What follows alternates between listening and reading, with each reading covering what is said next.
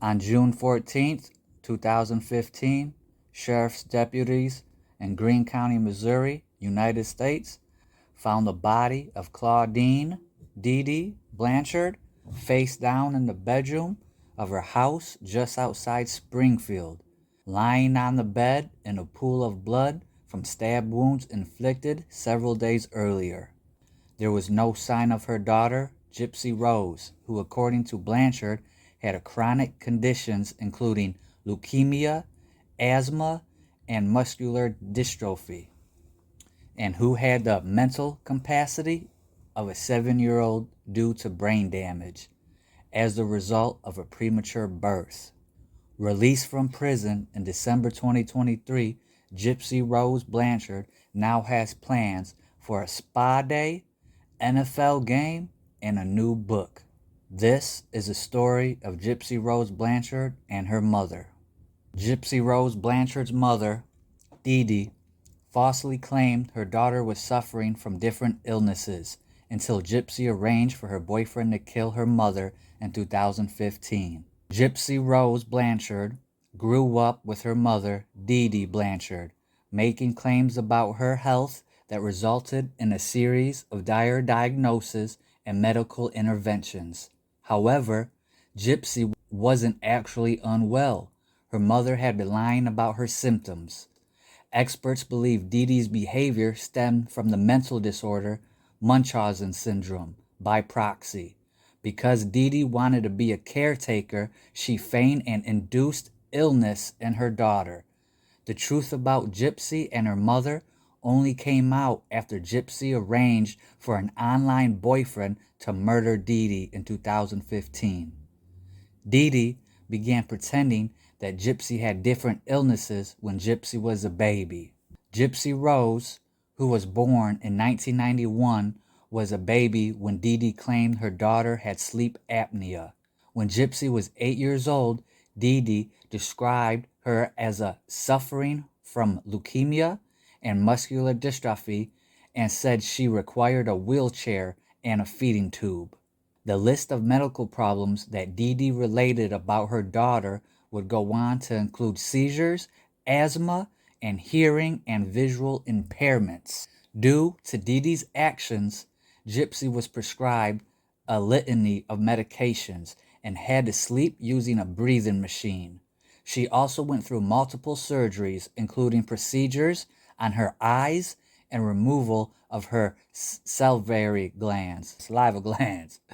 When Gypsy's teeth rotted, perhaps due to her medications, missing salivary glands, or neglect, they were pulled out. Yet, the truth was that Gypsy could walk, didn't need a feeding tube, and didn't have cancer. Her head was bald only because her mother shaved off her hair. Experts believe Dee Dee had mental illness known as Munchausen syndrome by proxy, also called factitious disorder imposed on another, which made her fabricate her daughter's ill health in order to receive attention and sympathy for taking care of a sick child. Dee Dee appeared to be a charming, devoted mother, so people believed her.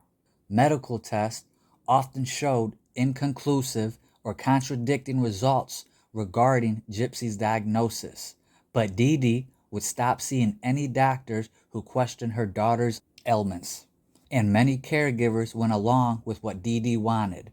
She had some nurses training so she could accurately describe symptoms, and she sometimes gave Gypsy medication to mimic certain conditions. Dee Dee was also charming and seemed devoted to her daughter. When Gypsy was old enough to talk, Dee Dee instructed her not to volunteer information during their appointments. She was always the one relating Gypsy's fake medical history. Dee Dee told Gypsy's father, Rod Blanchard, that their daughter had a chromosomal disorder that had led to her many health issues. He complimented Dee Dee for her devoted care. When some of Dee Dee's family noticed that Gypsy didn't seem to need a wheelchair and asked questions, Dee Dee and Gypsy moved away. Dee Dee claimed to be a victim of Hurricane Katrina so she and Gypsy received assistance to relocate from Louisiana to Missouri in 2005. There, Dee Dee continued to bring Gypsy to doctor's appointments. Hurricane Katrina also provided an excuse for missing medical files. Even when Gypsy was a teenager, Dee Dee still claimed she was sick and began to lie about Gypsy's age. In 2008, Gypsy and Dee Dee moved into a new home in Springfield, Missouri, built by Habitat for Humanity. It was painted pink and had a wheelchair ramp. Gypsy and Dee Dee also received benefits that included charity-sponsored visits to concerts and Disney World. All along, Dee Dee continued to bask in the attention she received for being a devoted caretaker. When Gypsy was 14, she saw a neurologist in Missouri who came to believe she was a victim of Munchausen syndrome by proxy. However, this doctor never reported her case to authorities. In later interviews, he stated his belief that there wasn't enough evidence to act. In 2009, an anonymous report was made to the authorities stating that Dee Dee's accounts of Gypsy's ailments had no medical basis. This resulted in 2 caseworkers visiting their home, but Dee Dee convinced them there was nothing wrong. As Gypsy grew older, Dee Dee began to lie about her age, going so far as to alter the dates on Gypsy's birth certificate to make her daughter seem younger. But Gypsy was still becoming harder for Dee Dee to control. Gypsy convinced a man she met online to kill Dee Dee. In 2011, Gypsy tried to get away from her mother by running away with a man she had met at a science fiction convention. But Dee Dee soon tracked him down via mutual friends. She convinced the man that Gypsy was a minor, though she was actually 19 at the time. According to Gypsy, Dee Dee smashed her computer and physically restrained her to her bed after they returned home. Gypsy has also stated her mother would sometimes hit her and deny her food. Gypsy eventually managed to get back online. She joined a Christian dating site where she met Nicholas Godjohn. She told him the truth about her mother's actions and ended up asking him to kill Dee Dee so they could be together. In June 2015, he came to her house and stabbed Dee Dee while Gypsy waited, ears covered, in the bathroom.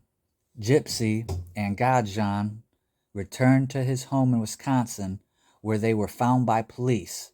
Gypsy had twice posted to the Facebook account she shared with her mother, once writing that Beep is dead. She later explained she made the post because she wanted her mother's body to be discovered. Gypsy was afraid and believed she didn't have anyone to trust.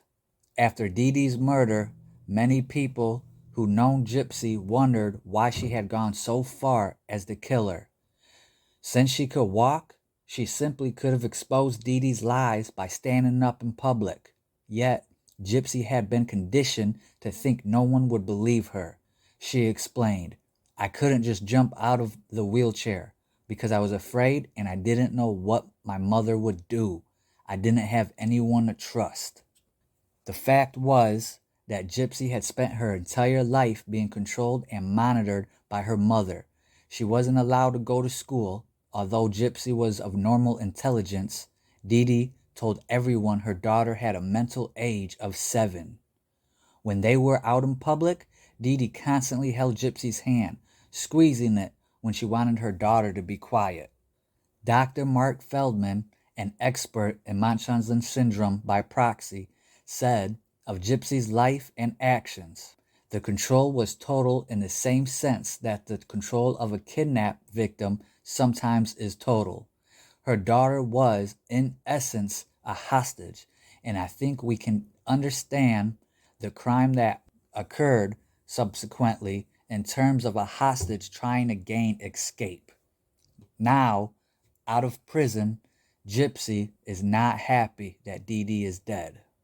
As Gypsy's medical records documented the abuse she'd been subjected to, her lawyer was able to arrange a plea deal for the charges she faced in Dee Dee's death. In 2016, Gypsy pleaded guilty to second-degree murder. She was sentenced to 10 years in prison and served 85% of her sentence before being released December 28, 2023. Gajan was found guilty of first-degree murder in 2018 and was sentenced to life in prison. Gypsy has stated it was only after Dee Dee's death that she realized the extent of her mother's deception. While Gypsy had known she could walk and eat regular food, she had believed she had leukemia. Today, Gypsy is healthy. She's also said she enjoyed more freedom in prison than in the life she shared with Dee Dee. However, when asked by Dr. Phil if she was glad her mother was dead, she stated, "I'm glad that I'm out of that situation, but I'm not happy she's dead." Crazy, crazy story here. I never heard of it until just last night. So I said this story gotta be, I gotta put this story on my YouTube. This, this a crazy story. I couldn't imagine, being a parent and putting your child through that. And I couldn't imagine being the child knowing that your parents put you through that.